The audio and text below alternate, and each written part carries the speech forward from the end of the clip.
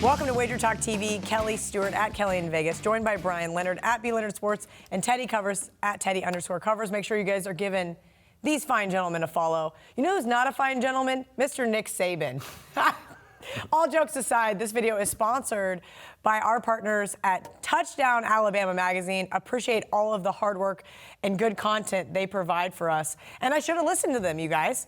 I should have listened to Teddy Covers, too, when he said, don't take the 35 with Duke. Sitting at the sports book, reeling, just losing my mind. Marco was there. He saw me. You were tweeting. I was. You were saying, I love it when the sports book is silent. I do. And I felt the sports book wasn't silent after the last Bama touchdown. Good God, Nick Saban.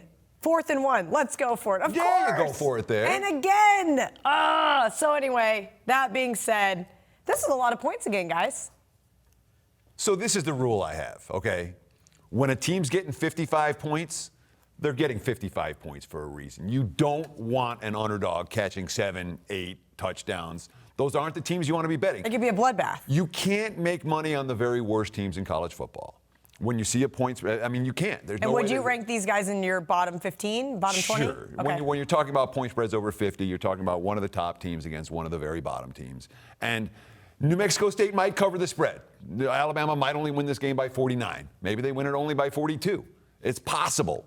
But Alabama will control the decision as to whether they cover or not. There's nothing New Mexico State can do to stop them. Yes. Bama's 5th-string running back, I don't know his name. These guys do. Yes, Touchdown Alabama knows it. He's faster and better than anyone on New Mexico's roster, et cetera, et cetera. So New Mexico State will have nothing to do with whether this point spread get covered or not. There's nothing they can do. They're a bottom feeder.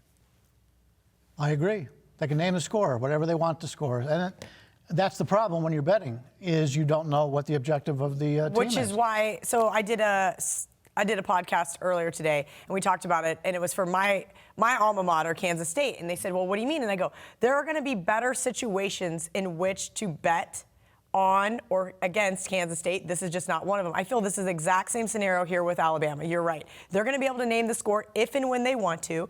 He may pull Tua in the middle, at the very beginning of the 3rd quarter. I don't know. We don't know what the game plan is, and even if you do have it, it doesn't mean Alabama will not accidentally score that 8th touchdown and burn us.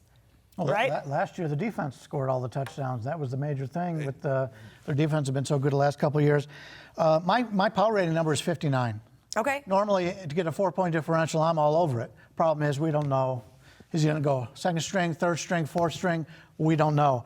The concern I have with New Mexico State is last week against a Washington State team. Okay, I've got more than one concern.